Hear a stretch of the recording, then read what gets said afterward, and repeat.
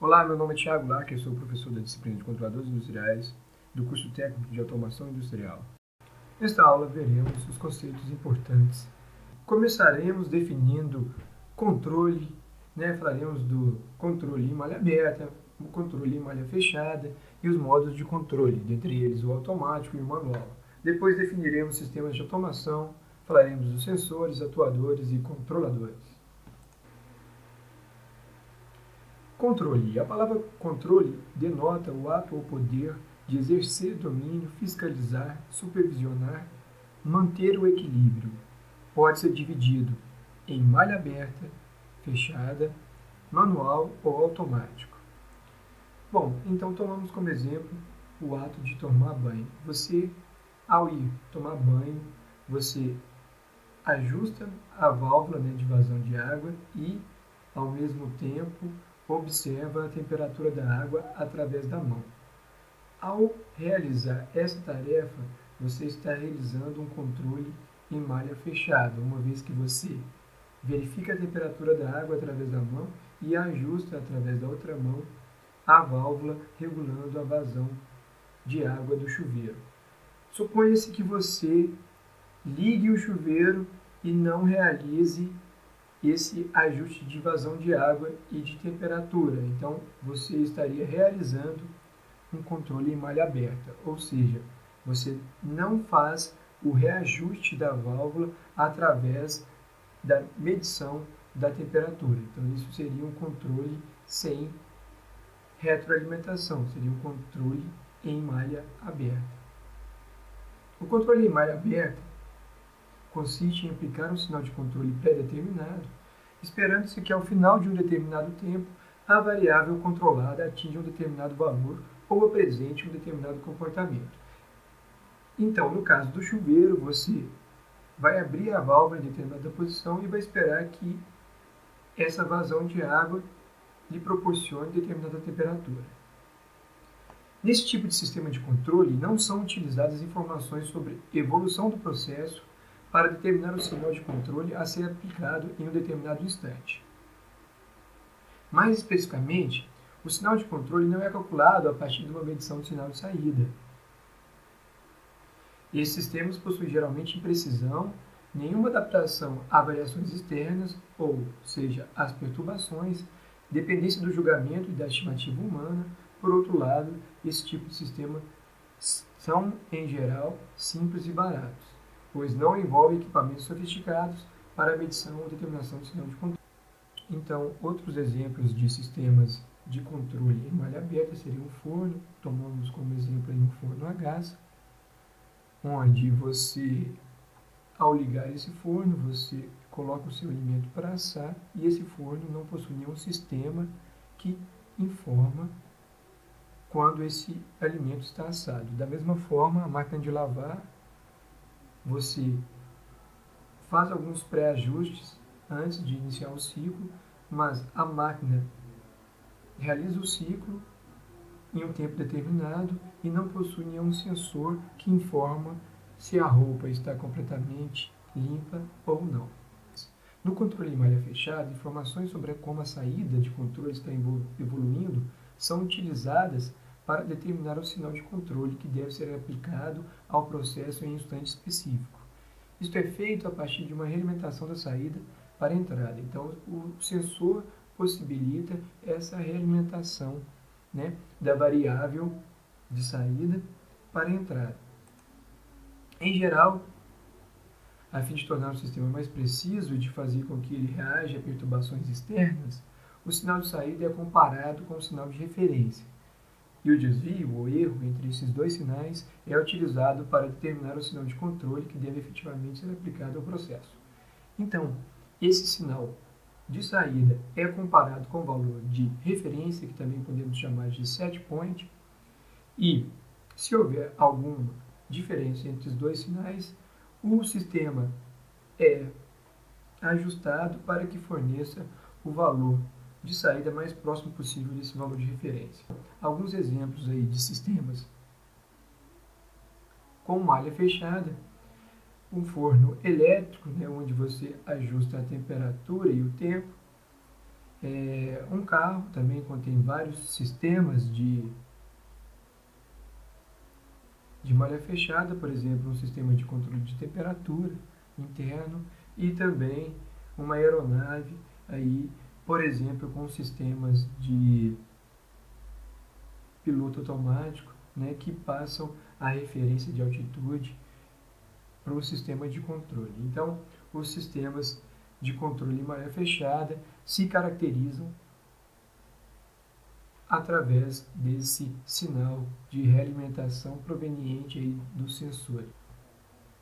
As malhas de controle também podem ser classificadas entre sistemas manuais e sistemas automáticos.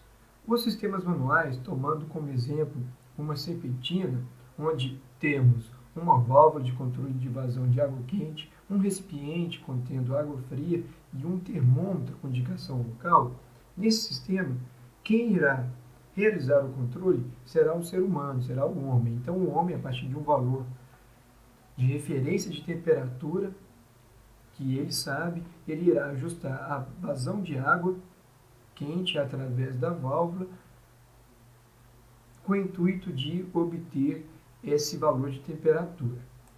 Para o mesmo caso, um sistema automático, ele precisaria de um controle. Então, esse valor de referência, o set point, ele será setado no controlador, que no caso aqui é um controlador PID, e esse controlador, através dos elementos apropriados, dos sensores, né, com transmissão de sinal para o controlador e através de uma válvula também, ela é apropriada para receber o sinal de acionamento do controlador. Então, através desse sistema, desses elementos, ele irá realizar o controle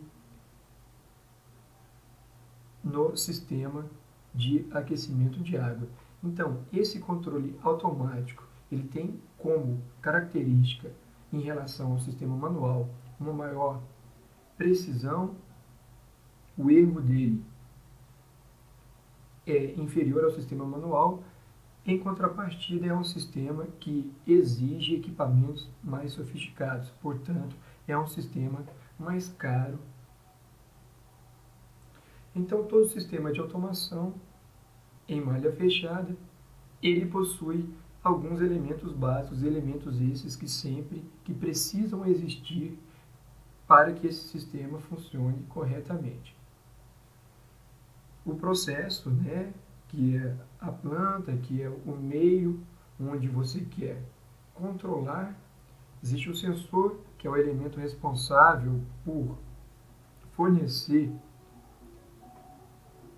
a realimentação, né, a indicação, a medição da variável controlada. O controlador, que a partir desse valor da variável controlada fornecida para o sensor, ele implementa uma lógica pré-configurada e faz uma ação nos atuadores. Os atuadores têm, por sua característica, atuar ou mudar a condição da planta. Então, esse sistema funciona dessa forma. Começaremos então pelos sensores. Os elementos sensores são definidos como sendo um dispositivo sensível a um fenômeno físico, como temperatura, umidade, luz, pressão, entre outros. Por meio dessa sensibilidade, os sensores enviam um sinal, que pode ser um simples abrir e fechar de contatos para os dispositivos de medição de controle, ou caso exista a necessidade de medir uma grandeza elétrica, como por exemplo corrente, a partir de um fenômeno físico qualquer, envolvendo grandezas físicas que não sejam de natureza elétrica, tem-se conceitualmente a necessidade de utilizar um transdutor. Então, um transdutor, ele é responsável por converter uma grandeza física em sinais elétricos. Esses sinais elétricos, na maioria das vezes, são transmitidos para os controladores. Então, os controladores, eles possuem a capacidade de interpretar, de entender sinais elétricos. Eles precisam dos transdutores para transformar um fenômeno físico num sinal proporcional elétrico. Já os atuadores são dispositivos que serão acionados para executar uma determinada força de deslocamento ou ação física e irão modificar o processo. Essa força, essa ação é definida pelo sistema de controlador por meio de uma ação de controle, maneira pela qual o controlador produz o sinal de controle. Podem ser magnéticos, hidráulicos, pneumáticos, elétricos ou de acionamento misto. Aqui como exemplo temos cilindros pneumáticos ou hidráulicos, temos válvulas e temos motores elétricos. O controlador, por sua vez, é o dispositivo que utiliza o sinal de erro para determinar ou calcular o sinal de controle a ser aplicado. A planta é chamada de controlador ou compensador. Num sistema automatizado, para que se possa calcular e implementar um controlador dedicado, é preciso medir matematicamente todo o processo através de sua planta. Então, o controlador ele é o cérebro do sistema de controle. É ele que vai receber as informações oriundas dos sensores, ele vai processar essas informações a partir da lógica pré-configurada no controlador e tomar algumas ações através dos atuadores, modificando então a planta. Então aqui temos alguns exemplos dos controladores mais utilizados na indústria. Então é um exemplo de um controlador Siemens, um exemplo de um controlador da marca Allen Bradley e um exemplo de um controlador PID.